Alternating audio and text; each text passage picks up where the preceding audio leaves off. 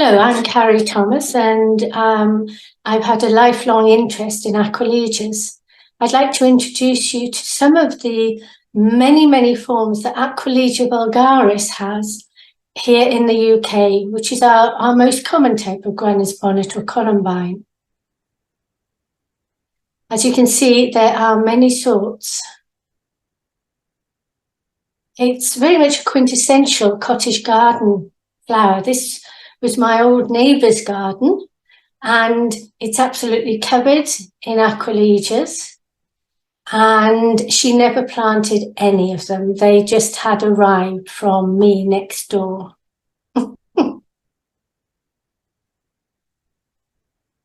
And here's some in my back garden, and again you can see the many sorts that are available just within this sort of Aquilegia vulgaris species. The fairies, the columbines. And here we've got a little gnome or elf fairy wearing one of the petals as a cap. And in fact, one of the common names is granny's bonnets, but the granny's bonnet isn't so much that as the double flowers, like and this sort of wearing is a granny's bonnet, or around this area we've got gypsy bonnets or bonnet sipsies, or here in Wales as well, granny's bonnet is capamamgi. It's also known as columbine, and columbine is very much the common name in America, in the US, and columbine means dove. Can you see the 5 doves sitting in a circle? So that also gives it a common name of dove flower or pigeon flower. They're having a good old tete-a-tete. And if you couldn't see it in that picture, hopefully you'll see the dove, the columbine here. Oops, let's go back. There's one other thing. Aquilegia itself is from the Latin eagle. Now, they suggest that the eagle is seen in the talons of the Aquilegia curled spurs, like the heads of the doves. But in fact, I'm rather thinking that perhaps it could be the seed pods. To me, that looks much more like the talons of an eagle. If we look at history, we don't have the same sort of written and photographic records, of course, but we do have things like paintings.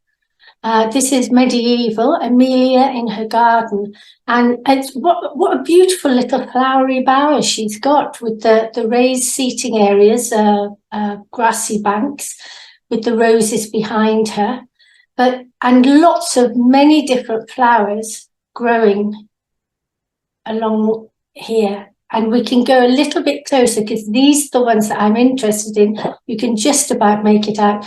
Again, we've got Aquilegias being grown here. This is a centuries old that Aquilegias have been grown. And in the Dutch masters, very often they'll have Aquilegias alongside of other plants all grown together. This is I think this was about 1450, lots of Aquilegias, the singles and the doubles, and some very desirable forms indeed, including the Barlow sorts that we imagine are new and modern, but they're not. And again, the darker flowers there. So if we're looking at Aquilegias, these are the actual petals. And the nectar is here at the end, which is where the bumblebees will feed. These are petals. The ones that actually look like petals are actually sepals, because they will have formed the bud beforehand. So I'm going on now to look at all of the different colour forms that we can get. So this is the more or less wild Aquilegia vulgaris colour. And of course, we know that when you get the wild forms, we'll often get the the unusual white forms of that. And with this, it's a white form, but with colour washed spurs. This shows those pigeons again, don't they, or the doves in a circle. And you might get it a little bit darker coloured on the spurs. We also get double forms. So instead of 5 petals, we've now got many more petals, but still only 5 of the sepals. And this is a double form, but very, very pale. Not white, but just a hint of blue or purple to it. And with a little bit more of that coloration. Now, I call these marbled colours, marbled blues, marbled purples. One of my favourite colours, actually. And with these, the double form is slightly different. It looks a little bit like dancers' skirts, I think. And this is the ordinary indigo as a double form. And you can see the difference in this double form. I call this a pleated double in pink. So you can see quite clearly that there's still only 5 sepals, but the petals are double. You've now got 10 or more. You can also have bicoloured flowers. So seen here in pink and white. And almost black and white. This is William Guinness, also known, or a very similar one, is magpie. And the unusual thing here is also that you typically get a green tip to the sepals. So double forms also can have the 2 colours. And again, we've got a pleated full double.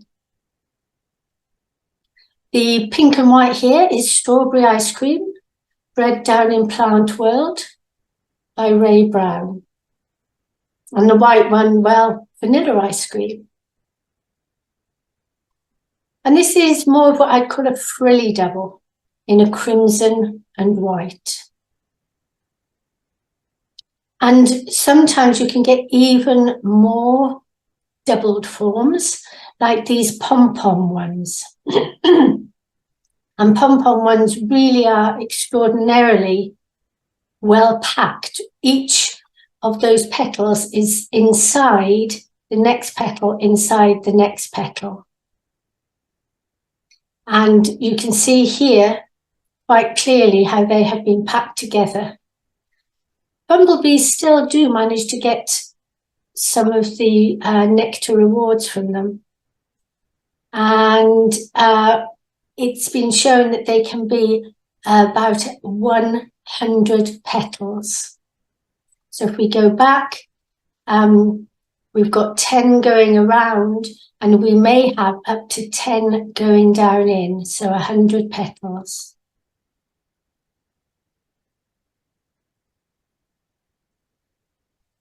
This one, the white isn't so much white at the end of each one, it's more of just an edging of it. But this is in a very dark colour, indigo plus the white, another pom-pom form. And what's this?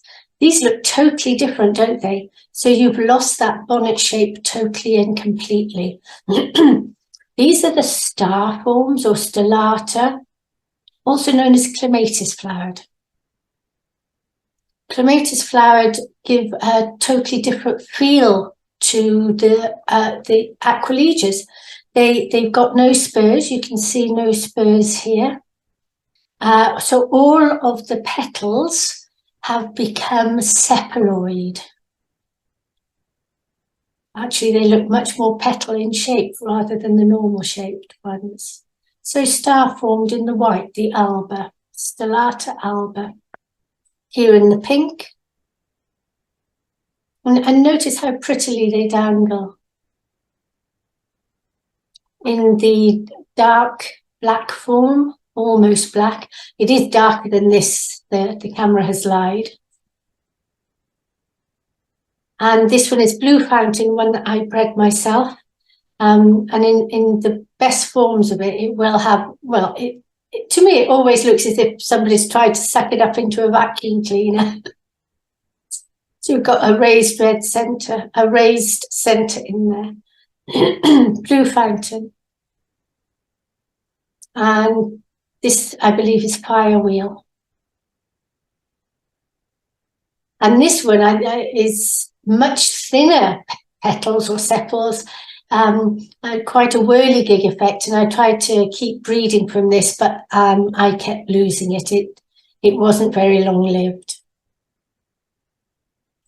And here we've got the same sort of colours as William Guinness or magpie, because you can see the green edging. So you've got a black stellata form here. And then we've got the really double forms of the stellatas.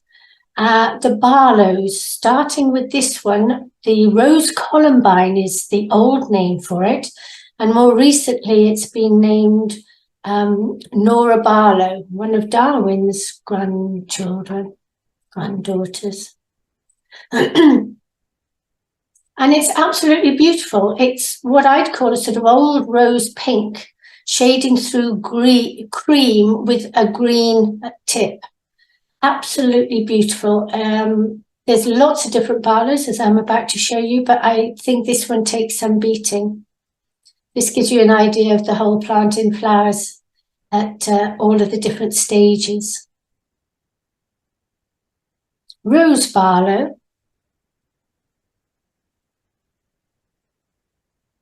There's lots of different white type Barlows out there, and it's hard to distinguish the differences between them. One of them is green apples that has got the green colour stays much longer before it goes white as it matures. Here we've got the purple Barlow, the ordinary purple Barlow, but also Christa Barlow, which again has got the green edges on it. Very beautiful flowers. And this one's Ruby Port.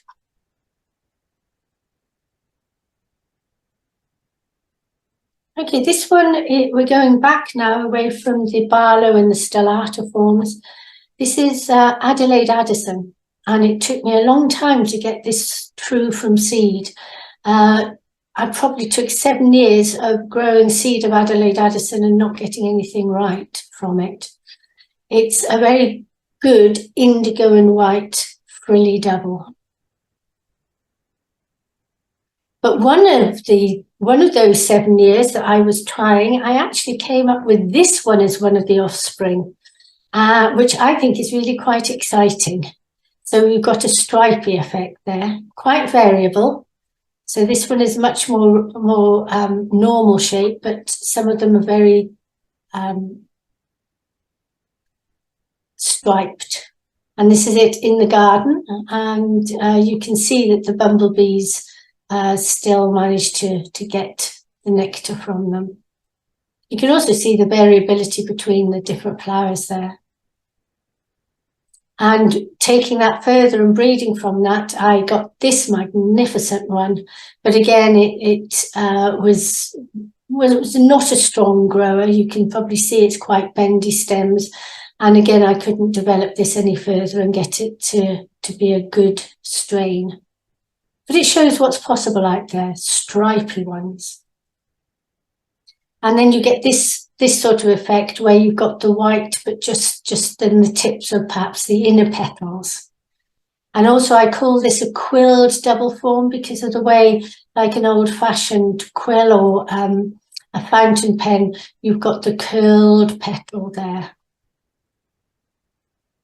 Okay, so up to now we've looked at quite a lot of different flower forms. And what I've got here now, I'm going to be looking at foliage. So we're going to look at the leaves. As a child of probably about 6 or 7, one of my favourite times in the spring was seeing these leaves come up. We only had one plant in the whole of the garden, and I remember it so well because of the beautiful way it trapped all of the rain on its petals in such an amazing way. And it does that because it's got tiny, tiny hairs on the leaf. So what I've done here is submerge the leaf, and you can see that the tiny hairs have actually, in this case, trapped air, which looks silvery. So I've always loved the delicate foliage of Aquilegias, and some of them are more delicate than others. This is taken from the book Monograph of Columbines, but these are the more normal Aquilegia leaves. So it's divided into 3, and then divided into 3, and then the leaflets are nearly divided into 3.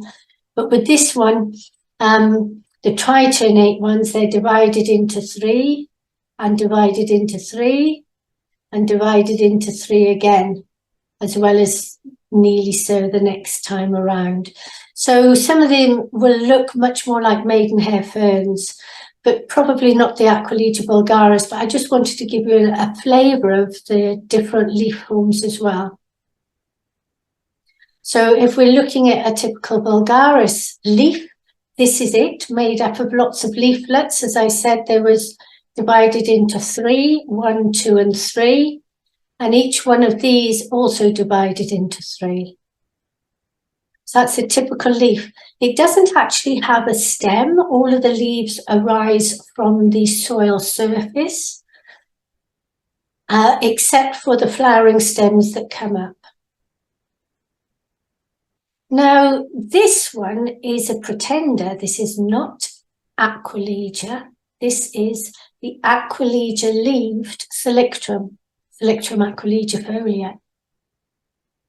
Interestingly enough, there's also an Aquilegia salictrifolia, which is the Salictrum flowered Aquilegia, but I've never been able to grow that. It's never got through my winters here. Next to it is an Aquilegia with golden leaves. And you can see how in springtime it really lightens and brightens up compared to the other sorts of leaves around it. And basically you can get any sort of colour and form of Aquilegias with these different leaf forms. But just to give you an idea, this is mellow yellow. Sometimes you'll get the single flowers in white, and sometimes you'll get the double flowers. And sometimes there'll be just that hint of blue there. That's mellow yellow, again from Plant World. Another one from Plant World, Roman bronze, double indigo, pleated indigo.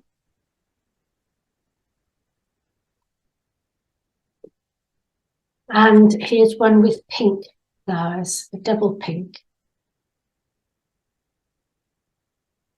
You can also get variegated leaves. And typically the variegations are gold splashes, but some of them have got more gold or less gold or different patterns of it. And again, just to give you a flavour of the different sorts of flowers that you can get with the variegators as well. Typically, they're known as the woodside ones, woodside white, woodside blue. But here we've got a stellata form, a Barlow stellata in the palest of pinks. And this is one of mine. This is Sweet Dreams, variegated leaves and a flat stellata pink flower. And because I've lost my collection now to Aquilegia downy mildew, I'd love to get this back if anybody is still growing it, or in the non-variegated form, which is Touchwood Dreamtime. And one of my favourite sorts of colours are these marbled sort of indigo colour here. This reminds me of denim, just like jeans. And again, you can see that it has variegated leaves at its base. One other form of variegation with some of the short Aquilegias, the alpine ones, can be a white variegated leaf. So silver splashed rather than gold splashed. But whenever I've tried to grow those sorts, they've been very iffy and haven't lasted very well in the garden. However, another Aquilegia fan contacted me many years ago now saying that she grew this one in her garden and it came true from seed. And she was so kind, she sent me some seeds. And the beauty of this is that it's an ordinary sized Aquilegia vulgaris type of flower, very strong, very sturdy, quite upright in growth. And they are single indigo flowers, but the leaves have got this beautiful silver splashing. Her name was Sonia, and this is Sonia's Silver.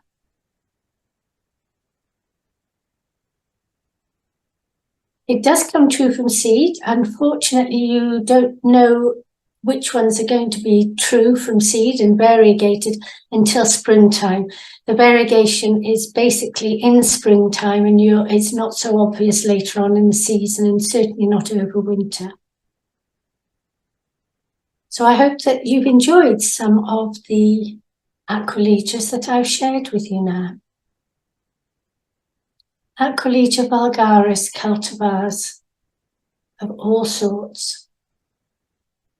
So thank you for watching. This has been brought to you by myself, Carrie Thomas of Touchwood Plants, but also from the Hardy Plant Society, the Ranunculaceae group. And my grateful thanks go to him for helping us to organise this at this time and bring this series on Aquilegia to the public through YouTube.